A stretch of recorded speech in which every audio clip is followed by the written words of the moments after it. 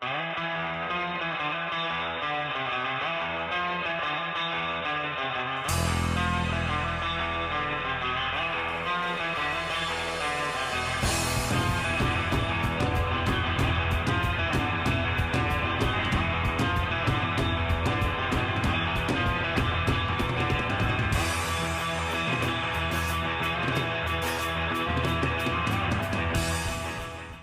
week's episode of The Voice Party is brought to you by Bridge Storage and Art Space. Located in Richmond, California, they provide workshops, studio space, and self-storage for all your creative needs. Bridge Storage and Art Space, a catalyst for community building and the arts in Richmond, California. Ladies and gentlemen, I hope you've come to party with us, The Voice Party Podcast. I'm Joaquin Xavier. We got JD, we got Phil, and we have our most auspicious guest this week. Introduce yourself, good sir. What's up? My name is Jamar Nicholas Welch, a.k.a. Jammer. A.k.a. Jam. J. Mr. iMagic. Oh. Jam into the beat. And speaking of beats, let's talk about what you do. I know you do a bunch, but when I met you, you were a dance coach, but you do so much more than just, you have such a rich history with dance. Let's talk about that for a sec. I guess we'll go from the beginning. I've been a social dancer all my life. I was that kid at 7, 8 years old, peeping on my brother's parties. When they was going down the Soul Train line, looking at all the dances, getting it better than the people who were about 10 years older than me. At about 16 years old, I started a dance company called Housing Authority right in Richmond, California. 7 members of the crew. About 5 or 6 of us are now still dancers, choreographers, dance teachers, and we're responsible for a lot of the choreography in a lot of videos and movies and commercials that you've seen you may not know about. A lot of people don't know about the guys from Richmond, California that's put in the work in Hollywood because we don't always get the recognition. I became a teacher at about 18, and as you know, worked at the East Bay Center for Performing Arts. You know, I actually went to the East Bay Center for Performing Arts at 9 years old, taking ballet and theater, and became a teacher there at 18. And I moved to LA at about 21. I was there for 13 years or so, where I fulfilled a couple of dreams or two. Came back and brought it back to the community, and wanted to share my knowledge and experience with other kids that were trying to dance and choreograph and just be artistic and how to make a career out of it. And so I started to become a mentor, and that's pretty much it in a nutshell. I'm still at it. I'm getting older now, but I can still move a little bit. I just did another gig a couple months ago in October. I was on Let's Make a Deal, the game show. Oh, wow. With Wayne Brady.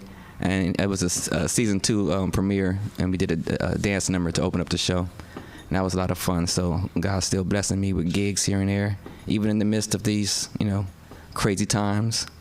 Quarantine, got to get out there and still do what I do because it's just, it's good for the spirit. Amen. So let's talk about the Wayne Brady Price is Right. How did that come about for you? A hookup, straight up hookup. Like I said, I come from a dance group where a lot of choreographers, and one of the choreographers, Anwar Fly Burton, was the choreographer for the job, and he just called me, like, let's get down, like we used to, So we've done a lot of things together in the past. We were both on Rock My World, Michael Jackson video, and I've done a commercial with him with Kirstie Alley. And we were both in Dreamgirls with Beyonce and Jamie Foxx and Eddie Murphy and all that stuff. And we're both in Housing Authority. So we grew up as kids dancing together. So. Now, you played the saxophone in Dreamgirls, right? Yeah, I was in a Detroit house band. That's the actual credit. And they gave me a saxophone to play, to lip sync. No, lip sync the saxophone. Because I actually did play in junior high. I was in a band and up until maybe the 10th grade. But I didn't really remember anything. In the audition, I told them, yeah, I still can play. I said, sure, you're not going to really play anyway. So then, just, the fingering. I said, I'll finger up. What? I act like I look like Coltrane or some shit. You want to act, but. What's your favorite of the for you to do the dance or acting? Like, do you have a? I mean, You know what? My favorite situation is really, and a lot of people don't know this. Is musical theater. Or any opportunity where you can act and dance and sing. You know, where you can do it all. Any reason to showcase more than one talent. So It's a great situation for me. And that's usually something theatrical. Some of these things you're self-taught. Some of them you've learned formally. Yeah, I've had teachers. Like I said, I started at the East Bay Center taking ballet from Sylvia Townsend, from the Art of Ballet, which is still a little studio in Richmond. It's not used as much, but it still stands there right there on McDonald, across the street from Burger King. Mm-hmm. McDonald and 11th Street, I think. Yeah, she was my first teacher, and from there, I studied from Deborah Vaughn at Contra Costa College, and I was in a dance production class. That class was very important to me because she took me from just being the street dancer guy to being a little bit more technical, and giving me some game as far as the business of dance. An opportunity came up to me when I was 20 to go teach in Guatemala, and I got this contract, and I didn't know what the language of the contract was. Just so new to me. I mean, she mentored me and taught me the game. Look, you got to ask for this. You got to make sure, lodging and then your back, no one-way ticket. You need, back and forth ticket. What happens if you get stranded out there? All this other stuff. Oh, I ran out of storage on my phone. Sweet. And, she put me in bigger productions with major dance companies. So my group, my company, Housing Authority, we went from doing barbecues and bar mitzvahs and shit to doing opening up for the Oakland Ballet, or doing actual shows with the Dimensions Dance Theater, which is Deborah Vaughn's company, aside from her being a teacher at Contra Costa College. And I took a class. I took a summer extensive one time at Laney College with various teachers just to improve my game. And I remember that was up until about 19 years old. I took taking jazz and Afro-Asian and African and really getting it in. Were you guys, the Housing Authority, were you guys the first Richmond dance group? No. No? No, plenty of dance groups before us.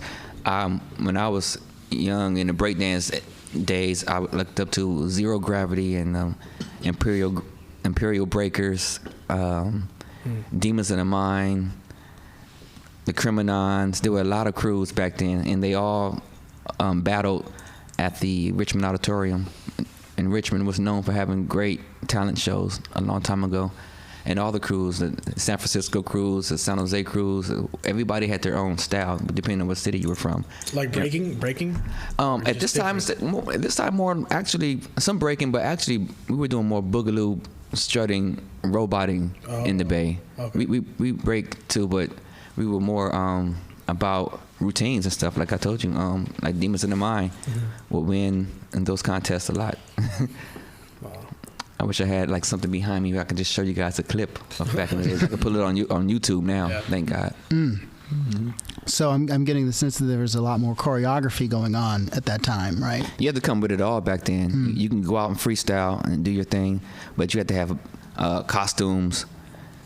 People would come with fake strobe lights and try to make their own smoke. I mean, you had to do as much as possible and have a showmanship back in the days. And if you wanted to win a contest, it wasn't just if you just came out there in your jeans and shirt just because you could pop or something and just put on a song that people like and started dancing, you might get a cheer or two. But it's not like if you came with 4 people who all knew the same routine and had these glimmery, shimmery outfits on and lights and hats and canes and shit. And now you're like looking like a real act.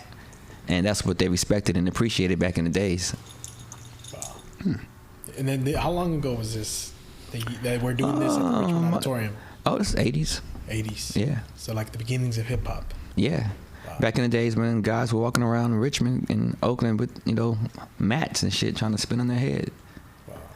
Wow. My life back then was truly some Beach Street breaking 1 and 2 stuff. Wild style. Yeah, I had the guys in my neighborhood, like we the Richmond Breakers. That's what we nobody's messing with us in this side of the town. And we had a little rivalry with these other guys, and I felt bad because one of the guys was on my baseball team. He was my actual friend, but my crew and his crew had to battle, and my friend felt that he stole a move from him. So he punched him in the stomach. And it became a little brawl right there at Wendell Park in Richmond. And this is over some breaking, and people took their moves serious.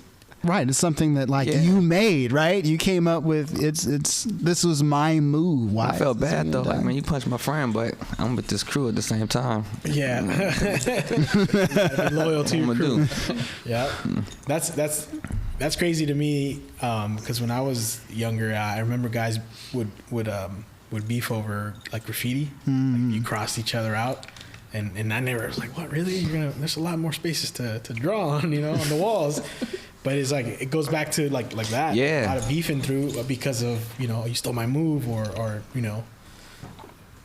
And even with the rappers back then, you couldn't bite somebody's lyrics. Yeah. You Right. could not do that. Yeah. Get your head taken off if you did that. Even back if in they the day. felt like you bit their style. Yeah. Like, hey, you sound like such and such. And that's probably a beat down or at least a confrontation. like Somebody told me that after a show, I decided to write things down on a notebook, and I'm doing it, and then I'm looking, and they started to get laughs. And after the show, somebody told me, "Hey, what's his name does that?" And I was like, "Okay, whatever." And I did it again. Another show, somebody else came and said, "Hey, what's his name does that?" And I'm like, "Okay." I didn't think of anything, but luckily he told me. Like, he was like, "Yeah, people might think that you're copying him." I was like, "Oh shit, okay." Oh yeah. I know that's difficult with comedy too. Yeah, it is. Yeah. Stroy. I mean, joke theft is common in comedy. Not that it's right, but it's something that does happen. But styling, though, I don't think that gets talked It's about about a the lot. way you right? flip it. Yeah. Yeah. How you finesse somebody? It's because like you could take one topic, and so many comics you can do the same joke on that topic, and they can have their own spin on it, but you could tell when it's straight up stolen. Like there's a rhythm to it. There's the beat for beat and quote for quote, and it's clearly not. Like who's one of the more recent offenders of joke theft, like Mencia. Well, not most recent, but Mencia was and then not what's his name? Amy Schumer. She did Patrice O'Neal joke, like kind of word for word. Oh, really? And then I think who is that very animated, boisterous comedian from like the 2000s? Oh man, I can't think of his name. Shoot. The one who later on went to do romantic comedies? Yeah. Dane Cook? Yeah, Dane Cook. Dane I think Cook. he was He's also big time. accused of like just joke theft as well. And I liked Dane Cook when he first came out. I wouldn't be surprised with him. Yeah, he's one of those that started on MySpace. That's the beauty of that's like one of those first comedians to start on MySpace. Speaking of, comedians that go to other comedian shows with pen and pad. Yeah. Taking notes. Now with dancing, it's taken for granted that you're gonna learn from somebody, and Yeah. you're gonna be influenced by somebody's style. But it's just about once again finessing it. So you were able to tell, like, by watching somebody dance, oh, this guy's from Oakland, this guy's from San Francisco. Still can. Really? That's crazy. I didn't know that the dance was such a big thing here in the 80s. Yes, and in the 90s, except for in the 90s, it just became a more underground. It was more in the club. At this point, this is another, real B Street, type lifestyle thing, because that whole clear the floor out thing was like real, especially for me and my crew. Wow. Whether we was battling somebody or we were just feeling ourselves and wanted to make a circle. A lot of times it was just about gigging. Even more so than just going there to just peel women and drink. Especially when we were teenagers up into our early 20s, it was really about finding a club where we can get loose at, And that just improved our skills. If there wasn't anybody out there to battle, sometimes we kind of lightweight battle each other just for fun and just for improvement. You know what I mean? Or just because it was so hype and the energy was just so great, and we just can't help moving our feet when the music is on, and it just happens, organically. What's the last, I guess you could say, dance movement that happened here in the Bay Area? Was that turfing thing? Yeah, I would say so. Yeah. That's one of the last Most big, recent? big waves of dancing. Shout out to Jarrell Bay, aka Wally Sparks, my homeboy, who was the founder of the turf movement, one of the founders of the turf movement. Oh wow. Yeah. Okay. Was that mostly the like connected to the hyphy movement? It was, right? The turfing.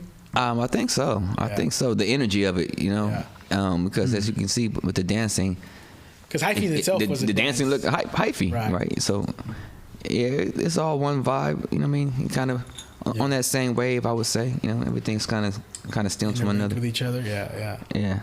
And then you mentioned ballet. Yeah. Was that like a good? Because when you think of like breaking, like man, your body's got to get like. How do you prepare your body? But you know for what? That? When I was young, long time ago, no, there wasn't any hip hop dance classes. Yeah. When I was growing up. Yeah. And if you were interested in dance, there was ballet, jazz, and tap. And That's the only option. I just knew I wanted to dance. I saw what was it, Fame, something like that, and I just knew I wanted to do it. I was so interested as a kid on library day at the elementary school. You get to go pick a book. I went to the dance section, even back then, and found a book with all these different poses and positions. And in the book it said ballet, so I just told my folks I want to learn ballet. That's like, sure. Are you sure? You know what that is? I wasn't thinking about no tutus and no fucking ballet shoes. I just wanted to spin. Yeah. You know what I mean? And jump. Yeah. I saw a play and I saw a guy doing it, and I just thought it was the shit. I mean, did we talk this way? I thought it was very good. I don't know. But, you can say that. Oh, okay. Yeah. And I found out, and actually it was at the East Bay Center for Performing Arts. I saw this play, and I said, man, I'm gonna learn that by any means. And so, what class do I have to take to do it? Oh, that's the class. Fine. At the time, I was also playing baseball, and so I had this bag that had some baseball cleats in it, as well as some ballet shoes. And one time at baseball practice, some other guy saw my shoes, like, the fuck is that? It's like my ballet shoes. Nigga, you do ballet? Right? I didn't think it was strange at all. It's like, until after a while, they tried to put me in a leotard. That's where the issue came. And I said, nah, I'm gonna chill off the ballet. I'm gonna just do my own little breakdance thing. And after a while, I came with my own crew, And the street dance was just more my thing. You're like, oh, it's time to reevaluate. And then I picked up classes later on. Is it true that ballet makes you a better athlete? Yes, Lynn Swan, who happens to be my cousin, he's a famous football player, and he took ballet. And it improved his leaping. If you see a picture of him, Lynn Swan leaping in the air, you'll see his toe pointed and his leg extended, like perfect, like picture perfect. Oh. Yeah, that's why he was very light on his feet and graceful. And yeah, he took ballet. That comes from that ballet training. They was with Pittsburgh Steelers, by the way. Oh, okay. Just like a famous soccer player was it? What was it? I don't know. Hugo Sanchez. Sanchez. Was he ballet or? Oh, I don't know. I didn't know that. Okay, because he do all those flips. Yeah, he did. Forgot Yeah. what he did. A lot of the great He could have done a lot of the great fighters Gymnastics. were also dancers. Bruce Lee was a great dancer. Oh yeah, he was. He could get his ballroom salsa, cha-cha on, and Muhammad Ali was a dancer. Yeah. I mean, you have to be good with learning. When you're doing martial arts, you learn forms, right? You learn movements, very specific choreographed movements. So it makes sense that once you get that down in your brain to learn forms, you could pretty much apply that to any other skill that requires learning a form, right? And I feel like I did because I was taking kung fu at the same time. Oh, wow. This ballet, baseball. Because my pops was into kung fu, and he had us taking it. You're gonna learn, some stances and all that kind of stuff. So there was a certain type of discipline that came with that rolled over to being a player on the baseball team, that rolled over to my dance crew, where I put all that together. That leadership, that coaching with the discipline of the, kung fu. And that made the jammer, the young jammer. How did you land the gig to be in a Michael Jackson video? 2 Michael Jackson videos. Yeah, Michael Jackson, the Rock My World video in 2001 was choreographed by Richmond and Tony Talawega. They are 2 Samoan guys from North Richmond who are also in my group, Housing Authority. Matter of fact, Richmond Talawega is a co-founder. He created the group with me. And he was about 15, I was 16. And they had been dancing for Michael Jackson. They have toured with him on the History Tour and did the MTV Awards back in 1995 when Michael Jackson first kind of re-emerged with this new dope style. At that time, I was in the theater academy, about to go to the theater academy, but I was living with them. And I came home and I was washing dishes. Hey man, you gonna do this Michael Jackson video with us? I said, yeah. Shoot. Like, what are you gonna say? No. Right. And I'm busy. I'm gonna go hang out. it was really weird because I'm gonna keep it real with you. Like right before then, I got evicted.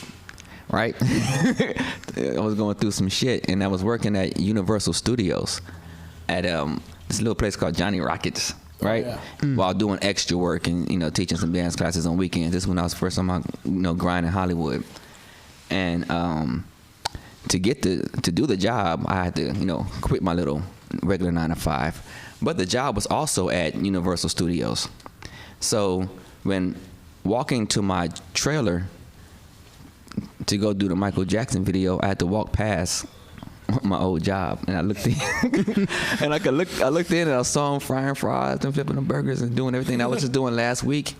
As I was going to make about good 8 racks. My trailer was not too far from Chris Tucker's.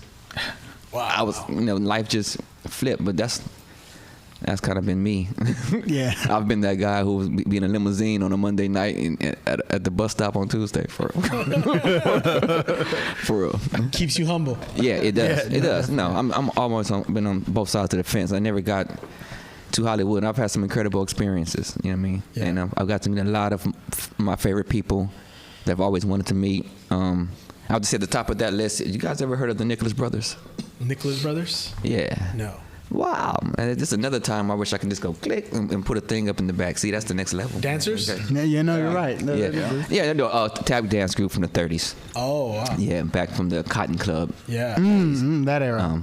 I had a tap dance mentor when I was younger, a guy named Al Robinson. I was 22 years old. He was about 72. And that was my homeboy. I would go to his house after my little rehearsals. He lived around the corner from a dance studio. And he would show me these videos of old school, old movies and old dope dance footage. Mm-hmm. He had them in a suitcase, right? VHS tapes back in the day. And he showed me the Nicholas Brothers and just kind of blew my wig back, right? So now you guys' assignment is to go on YouTube and look up the Nicholas Brothers, right? Okay. Because when he showed me the footage, I said, these guys still alive? And they were at the time. I said, I got to meet them. And 3 weeks later, I was having Long Island iced teas with Fayard Nicholas and being told stories and kind of created a little bit of friendship with him. I saw him one more time before he passed in his convalescent home. We were eating hot dogs, and he was showing me old movies that he did from the 30s and 40s, and I was able to show him footage of my dance group. And we both appreciated each other's art. And that's one of my most, other than meeting Michael Jackson, that's beautiful. One of my greatest moments. That's now, man, that's history that you don't get. Like I've never heard of who they were. I'm also not in the dance, so I wouldn't know. But I think it's important because like I met Cecil Brown. I don't know if you know Cecil Brown. He wrote a film for. I've heard of this thing. Yeah, he wrote Which Way Is Up, the film Richard Pryor. Richard Pryor. And I met him. I installed his internet. I met him through a friend of mine. I don't know if you know Alphabet Soup, the group Alphabet Soup, Oakland rap group. I met him through the group, and when I went to his house, he told me stories about Richard, which was awesome. Like as a comedian, that was awesome. Actually, he saw this, and I told him this is because of there's been like shaman in my family, from Mexico, and he said that's interesting because Richard saw himself as a shaman. And that was awesome hearing that. And he told me, that's as far as comedy goes. Of course, like Dick Gregory was one of the first black comics that was famous, but before that, he said that it goes back to like slave comics. And he mentioned slave comics. I didn't even know that was a thing. You got some real history. Yeah, and I forgot it. I got to reconnect with him. I still have his contact info, but. He had these books where he read about some of the last recorded slave comics that they would do shows like little acts, skits for each other and where they lived. And I think it's important, man. Like if you're into like an art form, to talk to someone who's older in that art form, so you can get that knowledge like you got, to kind of preserve the history and you see what came before you. I think is important. Yeah, definitely. Especially when you hear it from the horse's mouth. Exactly. Oh yeah, definitely. And you had one in a lifetime experience. Like, just imagine all the other people who are passionate about dance like you didn't get a chance to meet a legend like that, you know? Yeah. And Michael Jackson also, which is another, Yeah. With Michael, I was in a privileged position in the video where I was sitting, and I was pretty much just a extra, or featured extra, I guess you can say, because I did get the credit for it. And him and Chris Tucker had to walk past me. It's in the beginning of the video. And I'm just sitting there smoking a cigar, getting my shoe shine and stuff like that. Real pimpish. Right? In Cuba with the little hat and all and everything. And Michael's not a rude guy. He has to walk past me to go, after they say cut and do it again. And, it would just be like he was obviously hating or something to never say nothing. They took him by the second time. He stopped and came up to me and he extended his hand. So, how are you? So I'm good. Oh, thank you very much for helping out. He was laughing and giggling and stuff, and I was like, oh wow, Michael's really like they say that. I was looking at him, up at him, and I think he had a brand new nose. Oh. He was kind of like like that, and I tried to not trip. It looked a little crazy, but I thought I would never forget that. But I had to hold up my composure and stay real professional. And I was thinking did that just happen? And I had already talked to Chris Tucker for a few days, so I was comfortable with him. He gave me that look like, oh yeah, you get to meet him. And I waited till my lunch break, and then I went home and I called home, like on my phone, cell phone, like, Mama, I just met Michael Jackson. And I heard the whole family like passing the phone. Jamar met Michael Jackson. Jamar met Michael Jackson. It was the house was all hyphy. I was like, oh snap. You're the only person I'll call you back after lunch. You're the only person I that's met Michael Jackson, because you don't hear about people meeting Michael Jackson often, let alone being in a music video with him. That's probably the most. I knew so many people that had met him before me. I just felt like I was gonna meet him. I told my father when I was about 10, when the Thriller video came out, he let me stay up late to watch it past my bedtime on MTV at the time. And I told him one day I was gonna be in a Michael Jackson video or work with him, something. I forget exactly what I said, but I said it, and it took 15 years or so, but it manifested. You know what I mean? And yeah,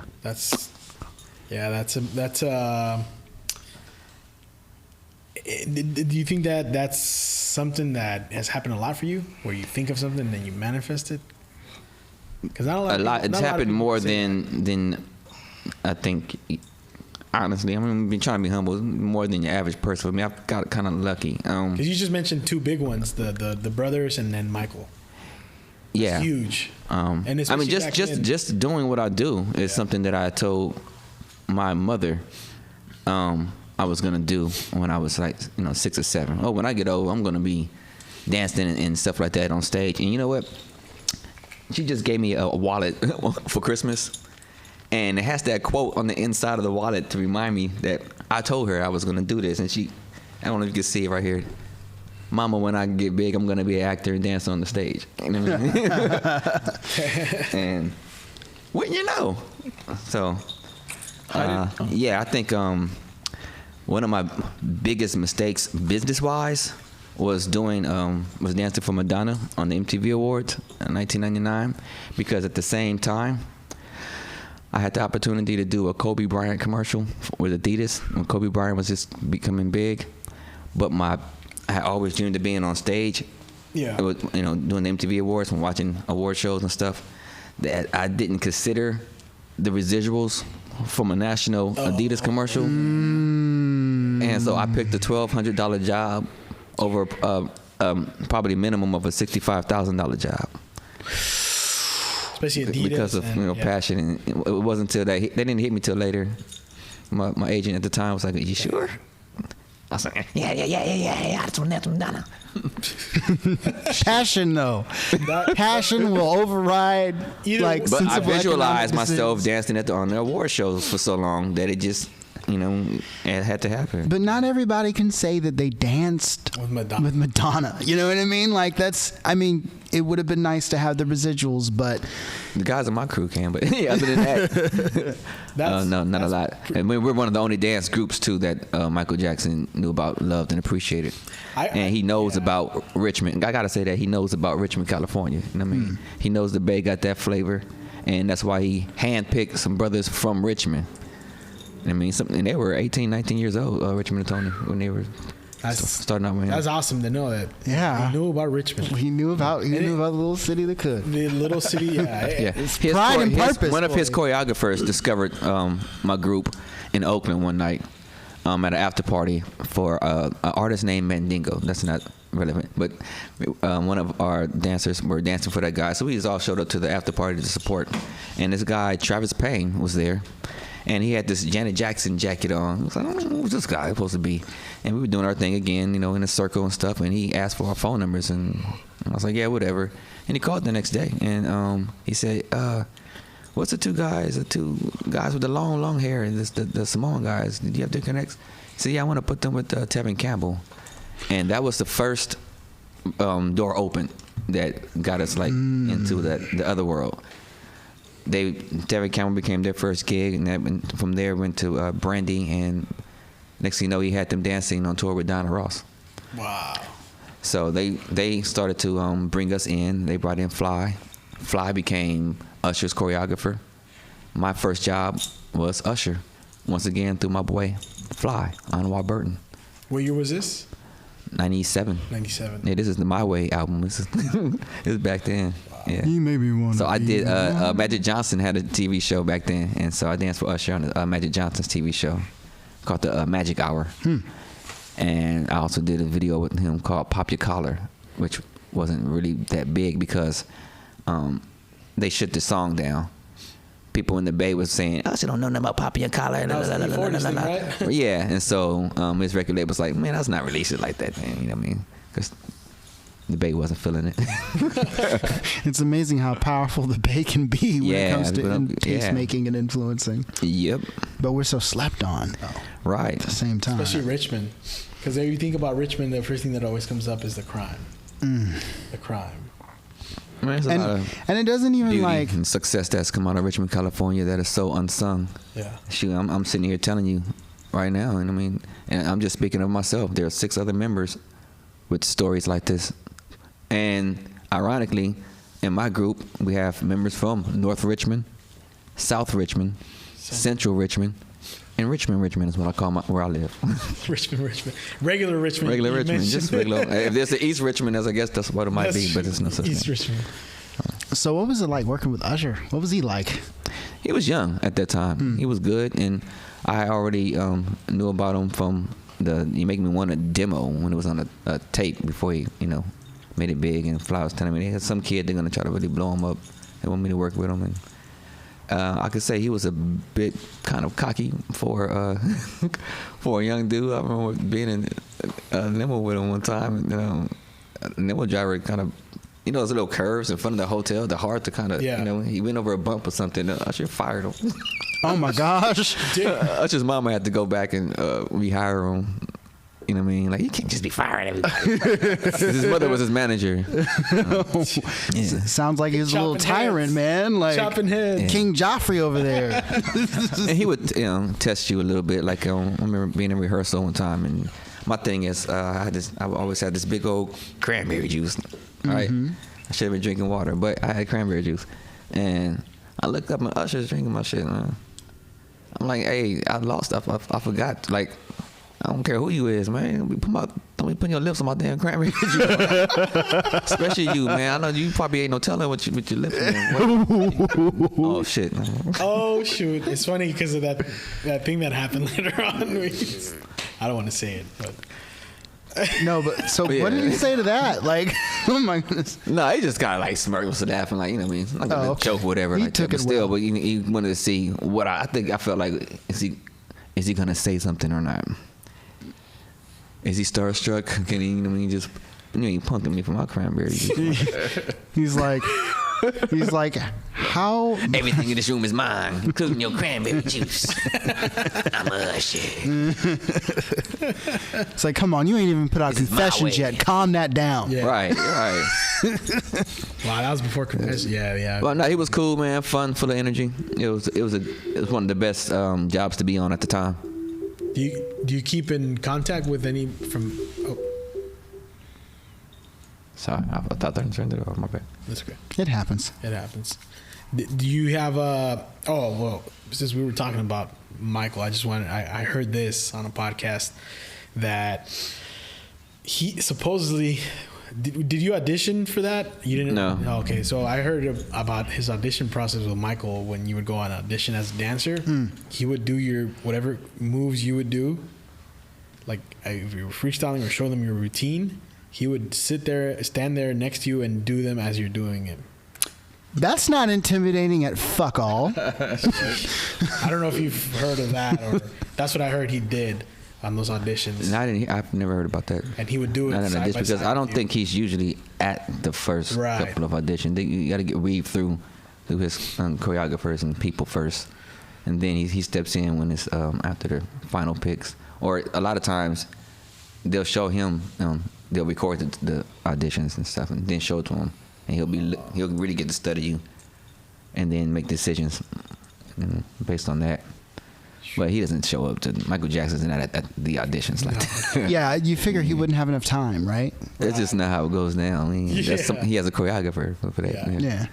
So you can give us some real insight on for our listeners who are aspiring dancers or choreographers on how the business really works, because that's the side that, like that story that JD just told sounds really great and awesome, but it's like, you're like, no, there's actually a machine. There's a process to this. Cookie cutter. Yeah. It's like any other job or career. There's like, especially like in acting, you have to join SAG, be part of the Screen Actors Guild. You're a Directors Guild. Yeah. If you're really out there dancing, they have guilds for that. You have to get into a union. If you is there one you want bigger jobs, the biggest jobs probably want to get representation, but you can also bust out and get some good dance gigs just on your own rep without representation. You know what I mean? Yeah. Depending on how dope and fly you are. When I was first starting to come up, it was a changing of the guard as far as dance styles, going from that technical street jazz into they wanted more freestyling. And a lot of times you can go to the audition and pass by the choreography if it wasn't your thing and just freestyle. I got Madonna just freestyling. You know what I mean? She just looked at the videos and I like them. Looked up. You know what I mean? Blessed up. I'm sorry. Oh yeah, no, definitely blessed. Do you think Beat Street had a big part in like what they said they would look at as far as like going from jazz and stuff to now looking at hip hop? Yeah, all those movies, Beat Street, Breaking One, Crush Groove, or anything that had breaking in it at the time. You had to keep putting it out there. I remember it was such a treat. Like, wow, this movie had breaking in it. Even if the breaking was just 2 minutes, even if it wasn't a dance movie. Yeah. And it just showed it or flashed it. Yeah. It was like, oh, it was some big thing. Now we can turn into any channel and see some big who's the best dancer show or contest now. But yeah, back then it started with that, and it just grew as far as media is concerned. But seeing it in videos and. Like I told you guys earlier before we started taping, the commercials, you can't sell nothing without hip-hop. A little movement. You got to spin and then wave your hand and like show the hamburger like. That's just how you sell products, and it's important now, and it's more regular. It's more people are just more used to seeing great dancing and seeing dance contests, and it's just more part of society. And it didn't used to be that way, but it started with these movies and stuff, I feel. And you mentioned you prefer to do commercials than music videos. Yeah. I thought music videos. You do all this work in videos and they only show 15 seconds of your dancing. And they edit it all crazy and they put the best parts of the dance out just to show the girl's butt or the rim spinning on the Cadillac. That bullshit, right? And you may work for all day and night in the most worst circumstances, fire, ice, water, 3 o'clock in the morning out in the cold and stuff, and you hardly get seen. Where a commercial, You know, I've had some commercials that was just me. You know, my commercials, and I don't worry about a star or being behind a star. That's true. Me, and then there's residuals that don't come with videos. You do one day of work, the same amount of work that you might do in the video, one day of work, and get paid all year. Wow. And actually be seen. People, I saw your commercial, you know, and that gives you more notoriety, which makes you be able to go to the next level in show business. It's easier to go to an agent or go to a new agent when you say, look, I got this going on, it's going on. Matter of fact, I can show you. This is on right now. You know, it's hard to do that with videos. They're not that impressed. And then you get that. And if you're a dancer, if you're a dancer trying to also transition into acting, which is what I was doing, I always had acting in the back of my mind, use this dance to get through the acting door. Yeah. Then the commercial would be the best thing to do. How did your acting career unfold? Started when I was 9. Once again, at the East Bay Center for Performing Arts, because my mother was a playwright. My mother is a writer, and I was in her play. I was going to rehearsals with her and just sitting there because just her babysitting me pretty much. Just come with me, and I'll be there looking at this play rehearsal. And one day, the lead guy, Chandler Townsend, who was the son of my first ballet teacher, he dropped out because of his football schedule. And he was like 5 years older than me or something, but I knew all the lines from being there. And I told him I could do it. It's like, you sure you can do it? Yeah, I know it. And I said all his lines and stuff. Matter of fact, I knew his lines and everybody else's from sitting there for weeks listening to this stuff. They didn't think I was observing it or paying attention, but I was a really alert, sharp kind of a young man. I paid it, and I was passionate about that stuff. They didn't know it, so I paid a lot of attention. And got into the play, and that's to say the bug bit or whatever. Signing an autograph my first night. You know, I was young. Somebody was just trying to give me, but encouragement. Yeah. Oh, but to me that was big. Oh yeah. I tried my hardest. I didn't even know how to do cursive at the time. You know what I mean? And from there, just kept dancing for a long time. It came back around. Early 20s with a play called the Amen Corner. I was in a dance rehearsal at the Alice Art Center, and when I walked in, I just saw a sign that said an audition for a play. And I had time. I was like, I should just go in there and just see what happened, what I got to lose. And I got the part of David in the Amen Corner. It's a James Baldwin play, you know. And it was a musical. Oh, yeah. And that was a good experience for me because I had to sing. And I wasn't really a singer like that, but I could hold a note. But they had a vocal coach that helped me for weeks, and so I learned a lot of technique about the diaphragm and all that kind of stuff. And I jumped back into the theater world, and I just really love this shit, man. I got to do this more. You know what? I'm not gonna be able to dance forever either. Let me bust this, do as much as I can in my 20s and 30s, and then later on, this is gonna come back, the acting. So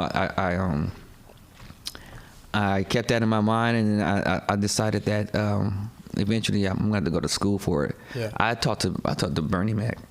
Wow. On a set. I was an extra, and I was I was tired of not having no lines. I've been an extra for a long time, like 9 months straight. What production was this? Life. And with it's Eddie Murphy and a whole bunch of people, but I only really talked to him. And I told him that I've been doing extra work for a long time, and I wish I had a line. You know what I mean? And he told me, man, you want to be an actor, don't go. I wish I could do a Bernie Mac impression, but I can't. Don't go try to get no agent. What you want to do is go to school and learn how to do the shit. And just straight up, I was like, you know what? Yeah, for real. And I remember one time I went into James Avery, damn bathroom. When you're an extra on these sets, you get to, you're around us people when. You might just be in the cafeteria, and if you see somebody that's kind of approachable. At that time, when I was young, I'd go up on you, yo, trying to do it too, man. What I got to do? You know what I mean? And corner them. Yeah, and the real people would tell you, man, don't do like everybody else. Yeah, it is a who you know type thing. You know that part, and educate yourself and really craft. And because I did some plays and growing up, I felt like I'm an actor. I'm a natural. I got this. And when I went to the Theater Academy in Los Angeles, Theater Academy, my first day, I realized, oh, snap. I don't know nothing about acting. I was straight ignorant. Not ignorant, I was ignorant. Right? And the whole science of it, the history of it, I didn't even know nothing. At the theater academy, they taught me how to walk. It really humbled me, taught me, I'm fresh off the Michael Jackson video right before going into school. Yeah. And I'm in there with my little Backstreet Boys jacket on. When the Backstreet Boys tour, it wasn't even my jacket, but anyway. And they said that I didn't know how to even say my own name correctly. Jamar Nicholas Welch. Welch. They wanted to hear every consonant. They was really on my speech and said, "You're gonna learn to talk first before you get to acting. It's car, not car." Okay, now I'm from the Bay. You know what I mean? We get in the car. It's the whip. Yeah. You know, we get in the car, but when you're, in the theater academy, you don't get away with that. Right. So they really broke me down and gave me a mop and told me clean the stage, and that's what you do for the first semester or two. And you'll just sit and listen. You won't get to be in any place at all, And I was, once again, I'm itching to act, man. Give me the lines. Stop fucking with me, man. I did extra work for 9 months, no lines, except I lucked up one time and on a movie called The New Jersey Turnpike, a basketball movie, and I got a line, and my line was, "Dad." And I practiced the shit out that shit. You can still remember those lines. Yeah, I can still remember it. Dad. Yeah. Let's all do it at once. 1, 2, 3. Dad. Right? Now imagine yourself in the mirror getting ready for it, because there's a million ways you get Dad. Dad. Dad. Dad. Dad. Dad. You know what I mean? So yeah, Dad. You gotta pick one. Oh man. And what's the most recent acting gig that you had, other than on film? The most recent one that you could probably see. It's a movie called Be Easy that I'm in, and I think you can see it on YouTube. Before Blockbuster closed, it was in Blockbuster. It was cool that I can go to Blockbuster and see my face on the cover of a movie. It all started in it was a college project that was a 10-minute short, and we did that. And the guy that did the movies got some money from somewhere to do the feature, and we did that. And on it's a low budget movie, but somehow he got picked up, and next thing you know, it was in Blockbuster. And next thing you know, I see. Oh yeah, that's it right there. Yeah, he pulled it up. Be Easy. Be Easy. That's the last thing that's really, featured me as a principal. Jamar Welch. Other than that, I had little small parts. You see me in Soul Plane back in the day. Oh, Soul Plane. You were in Soul Plane, an extra? Yeah. Okay. Once again, featured extra. Did you? I was king of the featured extras for a while, man. I was the waiter on Girlfriends. I was all kind of shit that you don't have no lines for. Whoa, you were working with Tracy Ellis Ross, Diana Ross's baby. Yeah. Oh my goodness. Wait, going back to Soul Plane, there's a lot of in Soul Plane, I was there's a maybe a 6-second shot. You're gonna see a guy on a phone.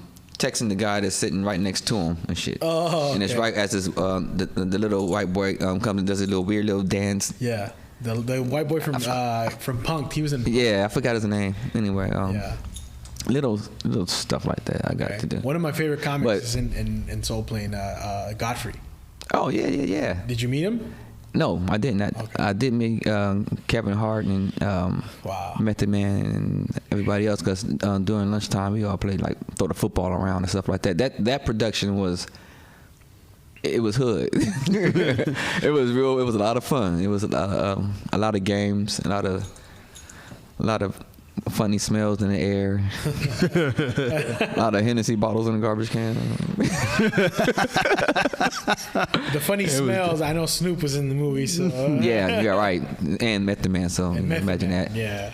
So I got to be on those kind of sets, and then I got to be on Disney sets and stuff like that. And it's quite a difference. Oh yeah. Going from that to Disney. Right. Then again, I started to say, well, children's productions supposedly very like clean and sanitary, but I did read something somewhere suggesting that like if you went to like Nickelodeon studios back in the day, some of those people were using like hard drugs. Some of the cameramen. Look how they wind up growing up. Yeah. When they leave Nickelodeon for some reason, I don't know why they go hard. Remember, Little Brittany was from there, right? Oh, Brittany was on the Disney side. Oh, okay. Brittany's sister, Disney. Oh, but Brittany's sister worked with Nickelodeon though. Her little sister did like a show with Nick. They've had some of those crazy ones too in Nickelodeon. Yeah. You know why? Because they worked the shit out of them. Worked the shit out of them. Those kids, they work them like adults. They don't get to be kids. It's a lot of pressure. That's true. Yeah. And then they're around adults doing adult stuff, and they just, they're in that world and they pick up on it. Sad to say. I'm happy that I've never got caught up in no bull. Oh yeah. And I've seen stuff and things have been offered, and there's certain things I just ain't with. Yeah. Oh, I bet. Fuck out of here. Not every pill's friendly. No. But speaking of, what's one of your favorite films? Like not the stuff you've been on, just in general. Talking about like to watch. Period. Ooh, that's a good question, man. That's a lot. I'm a film guy. This man knows. But a film that just on top of my head that really stands with me, right? Is Mo Better Blues by Spike Lee. Never heard of that one. Oh, really? Yeah. Denzel Washington's in it, and Wesley Snipes and Samuel L. Jackson. That's the jazz one, right? Yeah, it's really a lot of good music in it. And when I was in teaching in Japan, and I was about 25 years old. You taught in Japan also? Yeah. Wow. And it's just teaching, and that was the only American movie I had, but I was able to watch it like 3-4 days straight, and every single time I watched it was like the first time. There's a scene at the end of the movie that's like, how a certain scene touch you, and every single time you watch it touch you. It never fails. And so it's Denzel Washington is playing a trumpet player, right? And he gets into a fight and he busts his lip and he can't play his trumpet anymore. It's like all messed up. And some time goes by, he tries to heal himself, and he gets back on his feet and he goes to the club and he tries to play the trumpet. He tries hard. His lip just won't allow him to do it. And in my mind, I'm thinking, oh, that's me. What if I couldn't? What if it was my leg? Broken ankle or something, yeah. Right. I can imagine, so I could relate to the passion of it, to like, oh, man, imagine you not being able to do that no more. That's your whole life. Your livelihood. So, something about that movie sticks with me. Otherwise, there's a movie, I don't know if you guys ever heard of a movie called 6 Weeks. It's with Dudley Moore. No. And Mary Tyler Moore, actually. It's an old movie. If you saw the movie, you would like, what would make him like this movie? Damn, it's sad as shit. All right, it's about a little girl, ballet dancer, but she has 6 weeks to live. Sounds inspirational. And so they try to give her the one hell of a 6 weeks, and she winds up bringing this guy and her mom together and all this stuff. And I watched it when I was young, and it's just a movie that stuck with me. Nostalgia. All right. Other than that, I like my typicals. I love the four golden movies that all hip hop people love. That's Scarface, Goodfellas, Godfather, Casino. I could watch any of those movies, man, at any time if there's nothing else going on. Yeah. I'll throw on Goodfellas for the 100th time and act like I've never seen it before. That's a classic. And sometimes I like no-brainer movies. Sometimes I like to get really, really deep. I like psychological thrillers, stuff that keeps you on the edge of your feet, and something you can learn from. I'm a big Law and Order, and that's TV, but I'm a big Law and Order. Yeah, I'll binge hours of that. Sometimes. Oh yeah, I get a chance. Yeah, Law and Order. It doesn't even matter what season. No. Or which one of the spinoffs, huh? It's like you got SVU, you got Law and Order LA now, and yeah, but I like the original. What is it? Just the one Ice-T's in. Ice-T. SVU is the spinoff one. Okay. Because the original one was the one with like Jesse L. Martin, Larry and Auerbach. Yeah. That's. I think it's because they use real stories. It kind of keeps me, into it. Mm-hmm. Oh man, just popped into my head. There's one more movie, and then we can get off movies. But you guys see the Green Book? I heard about it. I haven't seen it yet. I haven't seen it yet either. I heard some not so nice things about it being historically inaccurate in some ways, but you got to do it right because it's Hollywood. But it's always gonna be like that. Look at the Harriet Tubman movie. You can't. It's gonna be some little bit of Hollywood to it. But gosh, I hate people that are too damn sensitive. Man, go enjoy the movie. well, no, I feel you. Not you, but I'm just saying in general. Right. But the lead actor, I hope I say his name right, Mahershala, something like that. He's from Oakland. Yeah, from the Bay. He was also a rapper, Prince Ali. Really, I didn't know that. Yeah, he was down with hieroglyphics. He got a song with Casual and A+ and them. I saw. Oh, what? Oh my gosh. Yeah, and he was an dope underground rapper. He was also a baller, B-baller. It was known for basketball before then. Everything he do, he's just kind of successful. So he's a guy that I'm looking up to because he got an Oscar, man. And he's from the Bay. Yeah. I mean, he's an Oscar winner, and his acting in that movie was superb, man. It's a pretty good movie. What was he in? Moonlight also, right? He was in Moonlight. I think he was nominated for that one. Yeah, he was. Wait, actually, he won for that. That's the first thing. Yeah. Wait, which first Oscar he won? He has two of them. Yeah, he does have two. Yeah. Okay. So, support my man from the Bay. And it's a good movie. I mean, he was also one of I think my favorite part of the Luke Cage Netflix series. Yeah. Like, spoilers, because the show is like old as dirt right now, so not really spoiling anything, but when they killed his character off, that's when the show went off the rails for me. And it's no more, right? They canceled Luke Cage? Yeah, they I think they're going to bring him back into the whole new MCU thing, but they're probably going to recast because they've taken Ali and he's going to be Blade. He's going to be the new Blade. And when I read that, I was like, I'm glad that Marvel's continuing to work with this wonderfully talented actor, but I'm also disappointed that, like, I was kind of hoping they'd bring him back as Cottonmouth. Honestly, we're like, yeah, they're gonna right the wrongs. He's a good hero. Like, there's those people that are. I mean, he could do both. He could do both. He was masterful as Cottonmouth. Like, I actually liked him. Yeah. He's likable at times, and then he's also like villainous enough for you to be like, yeah, you still need to be taken down a peg. It's great. Can I also say rest in peace to my man Chadwick? I just saw Ma Rainey's Black Bottom. Oh yeah. Have you seen that movie? Not yet.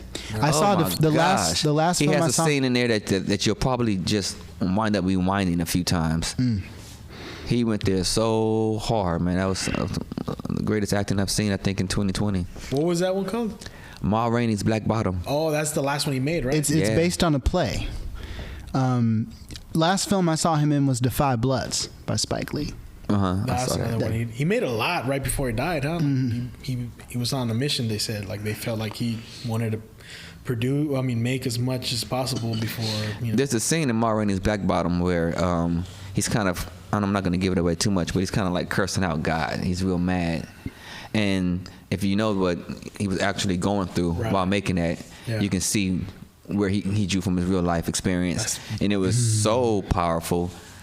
It was almost too powerful. Like, damn, man. That's crazy. But you can really feel his headspace in the movie.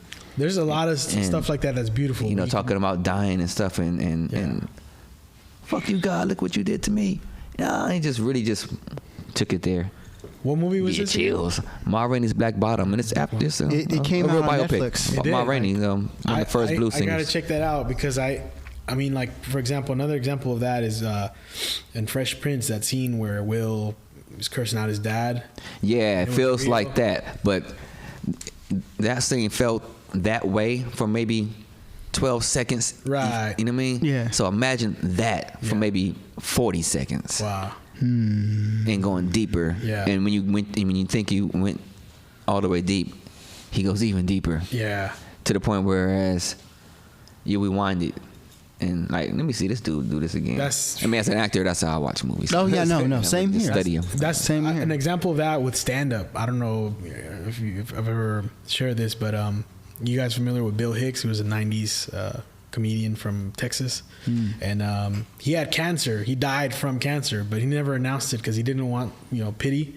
And in his last comedy special, he says at the beginning, "This is my last show. Like, this is my last time performing stand up." And everybody's like, "What? I don't know why." And he says, "I landed my own sitcom," and he just bullshits and he says it's gonna be titties and ass, everything you want to see. He was obviously he wasn't joking about his last, because he died shortly after that. He lost a lot of weight and the cancer got to him. But he said it's like so sometimes like his whole like the what he was basing that joke about sitcom is at that time, I guess he saw that, they weren't really, artistic merit was kind of going down, and they just wanted to put shows with ass and titties and and stories and all that was going out the window for filmmakers and sitcom writers. That's the sarcasm. And yeah, he had a lot of sarcasm in that role. And we're gonna go down. We're gonna get Billy Ray Cyrus. We're gonna shoot him with a gun. He just went off like everything he was mad about, but he condensed it into this album, and it's just angry. He's like angry at life, and it just sounds like what he was talking about with Chat. Like he channeled his actual anger and frustration about what he was going through into the performance.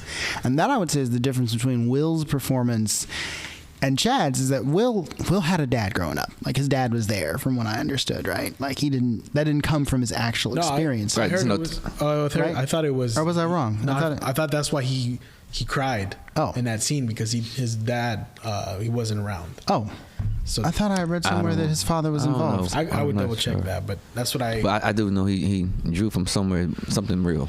Yeah, I know that. No, definitely. Like it was one of his best performances ever, and Chadwick, such a loss.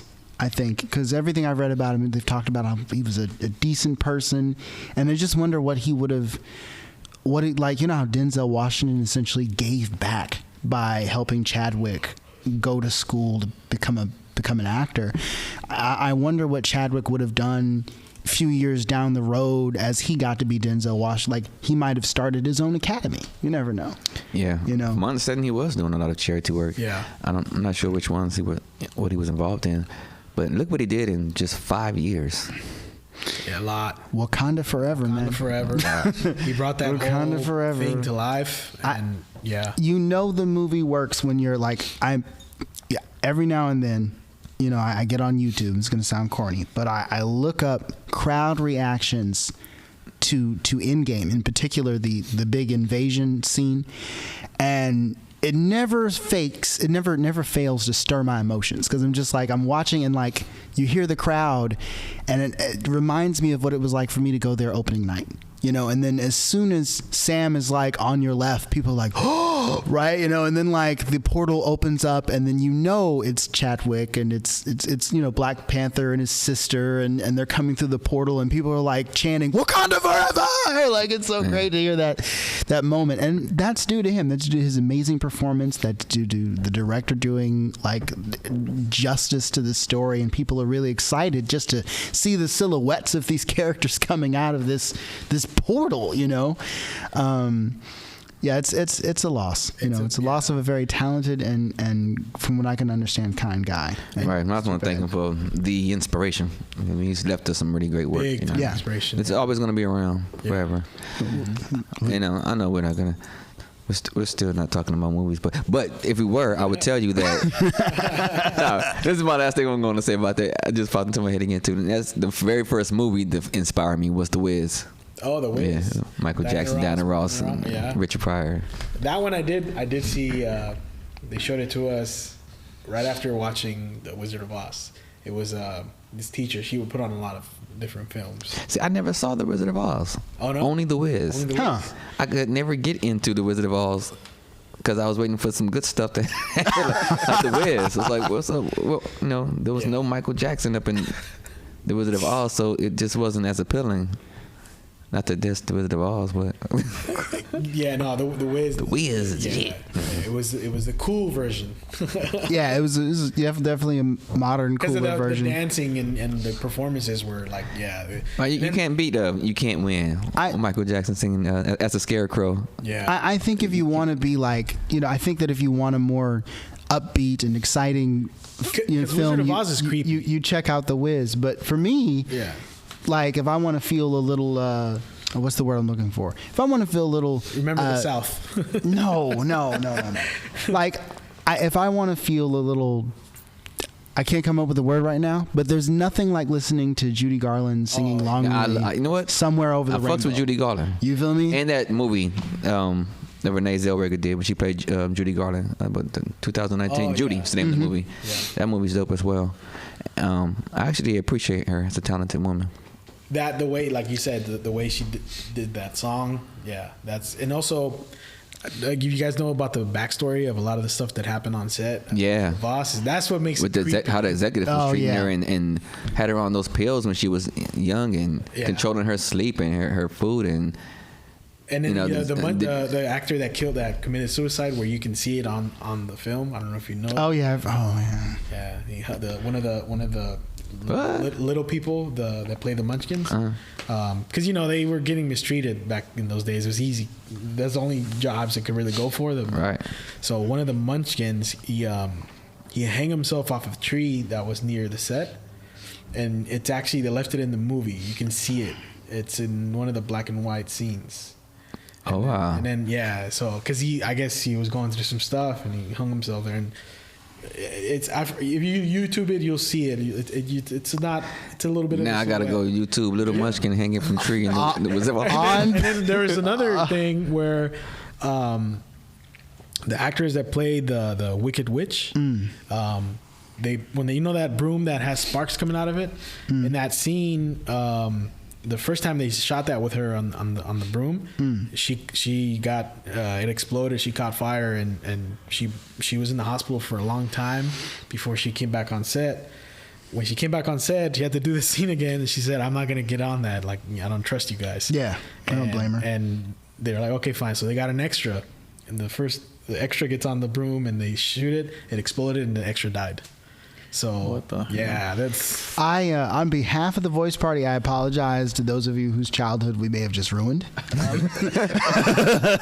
Go watch The Wiz. Go watch The Wiz. Nothing creepy happened during The Wiz at all. So, acting, dancing, teaching, and are we missing anything?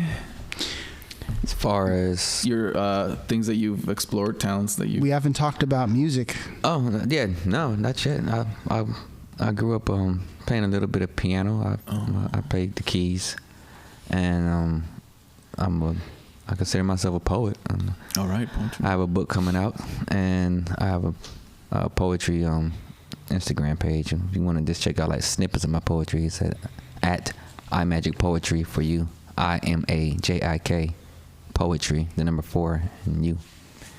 Those are where you can see my bars, and a little bit of drums, but mostly I enjoy the piano and poetry, other than the things that I've said. What is the name of the book? One is gonna be called The Silent Galaxy. The Silent Galaxy. The other one I'm going back and forth. I don't want to say it yet. You don't The have Silent Galaxy. Is that science fiction or? Well, that Silent Galaxy is just pretty much my mind, I guess. You know what I mean? Yeah. Oh. Okay. It's inner space, which is even bigger than outer space, as we know. So, because it's infinite, and it's about how deep you want to go. So, get the book and see how deep you want to go. All right. It sounds like you should also make an autobiography at this point, man. You lived quite an interesting life, like everything. I feel like I'm just getting started. Like, I feel like so far, I'm just now at this chapter where everything that I've learned and all my experiences are about to come to fruition for just a bigger picture. I'm in a new chapter in life. I just had a brand new baby daughter. Congratulations. My first daughter. She's 3 months now, and so I have a whole another push, a bigger vision right now. And there are things that I've wanted to do that I have not done yet, and I have to do them. Yeah. It's kind of hard to not get discouraged, during these times, but at the same time, it's very difficult for me to stop. It's hard for me to quit. Even when I try, when I see it and I think I can get it, I just got to keep going. And like with the Michael Jackson thing, if it takes 10, 15 years, fuck it. But I'm getting on that big screen, period. Or I'm dying early. You know what I mean? And that would have to be like tomorrow or some shit. But that's not gonna happen. Knock on wood. I ain't got knock on wood, God. We know what's up. You know what's up, God. What's so you mentioned your Instagram. What's if somebody wanted to contact you for whatever, where can they contact you aside from the Instagram? Is that what you prefer?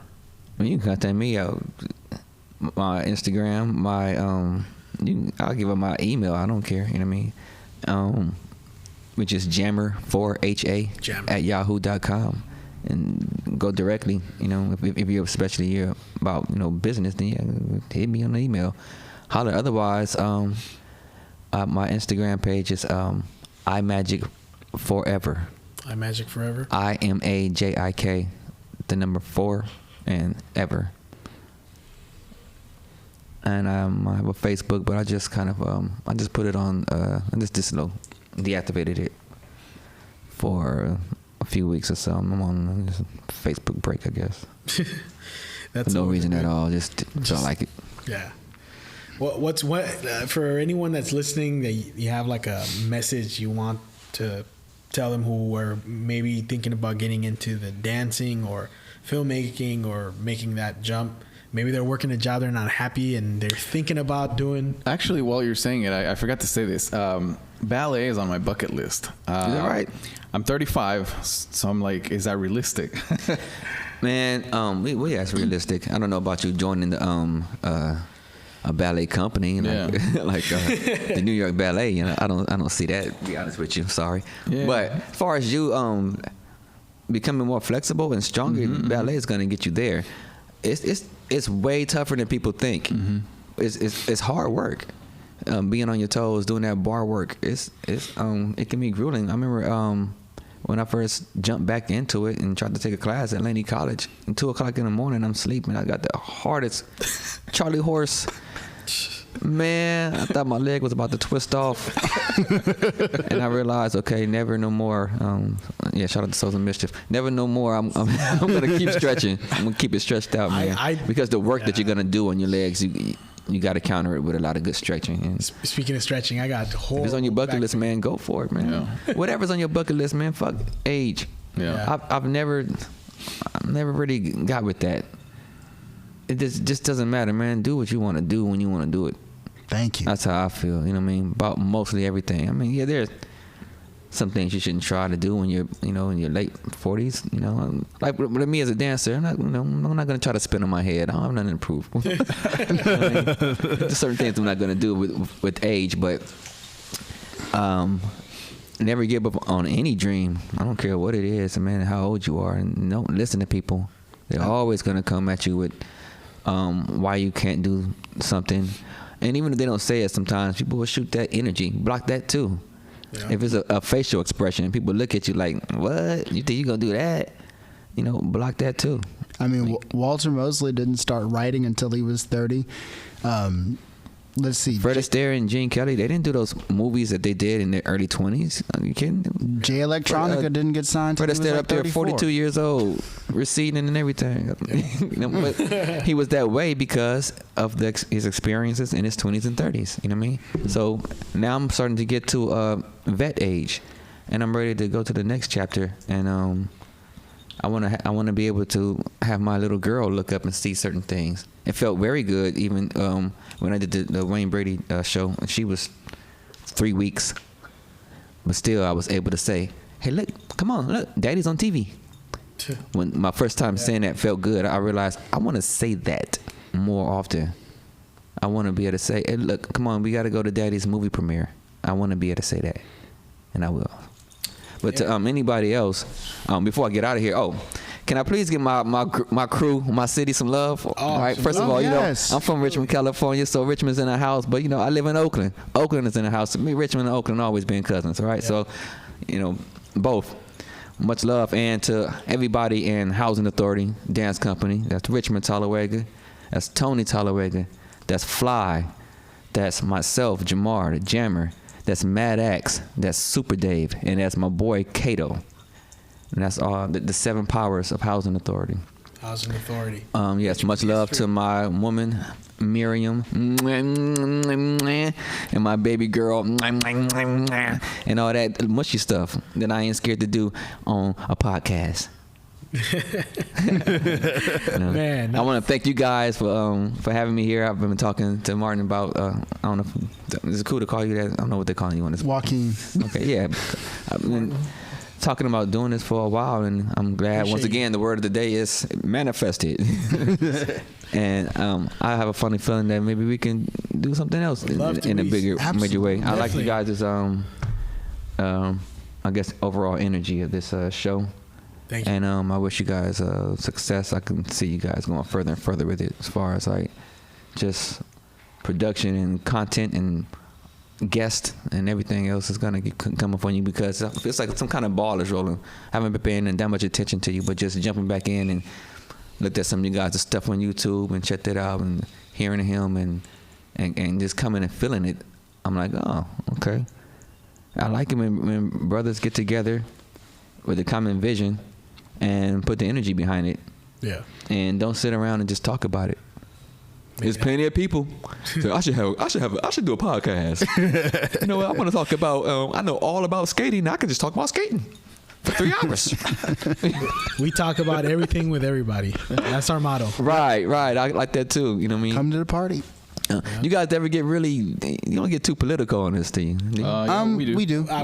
We do. You ever get heated up in here? Yeah. Not with No. each other, but I mean, we have different opinions on a lot of stuff, so we bounce around, you know. Yeah. I get passionate sometimes. But when we have a guest, we like to let you take, you know. Oh, yeah. I don't like being political, you know what I mean? Yeah. But I will say that if it was the Black Panthers had a ran up on the Capitol like that, Yeah. Dunzo. I'm with you. it'd have been Massacre. extinct. Massacre.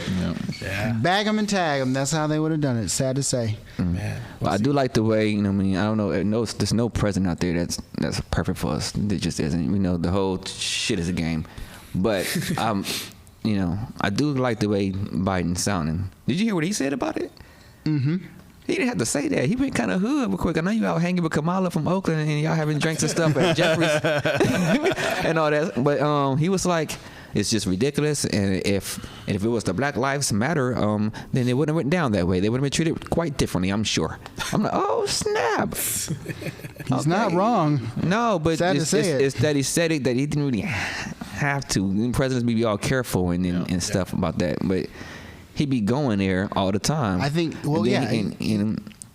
He was like that when he was with Obama. I started to say maybe he's been taking notes from Trump about being off the cuff, but no, he was like that even when he was Barack. Yeah, because he said he would punch a guy that was talking like Trump back then. Mm-hmm. He wasn't even running. He thought about throwing hands? Yes. He said if you hear a guy talking like that, I'd take him out back and punch him in the face. Mm-hmm. So, Was that when the whole punch Nazi thing? I guess so, but that was when he was already leaving office. So I guess it had nothing to lose. You know? See, that's when all the Uncle Joe memes started popping up. It was Uncle doing all Joe, that petty right. stuff where he was just like, I filled the toiletries with crushed up Cheetos just in case he wants to freshen up, you know. And Barack is just like, Joe. I love that meme template. Or when he's just like, can I? No, Joe.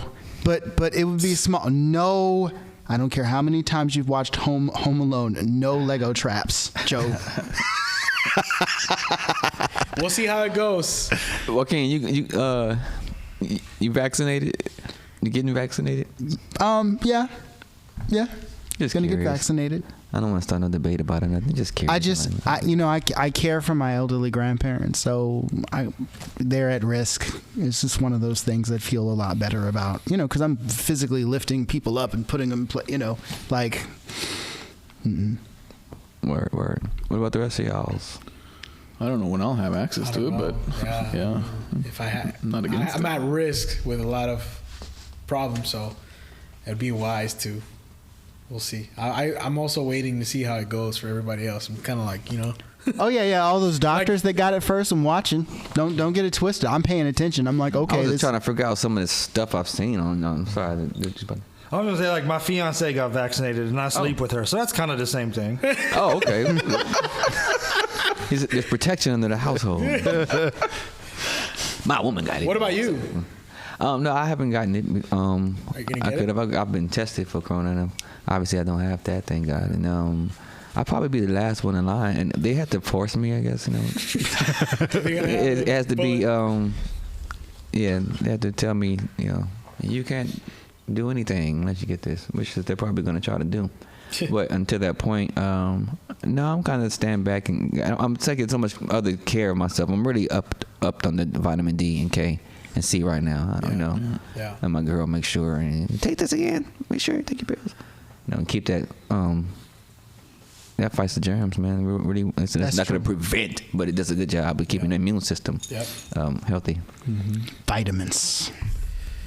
Well, we'll see what happens, but if it gets supposedly right now, I mean, the deaths are out of control. So I wrote about 3 years ago. I wrote, I said, and I think it's coming into fruition. I said, in the future years, I say at least about 10, when the U.S. military attacked their own man to survive mandatory microchip skin, man-made vaccines, sickening medicines. And that shit was something I wrote 3 years. I didn't know the vaccine part was going to come that quick.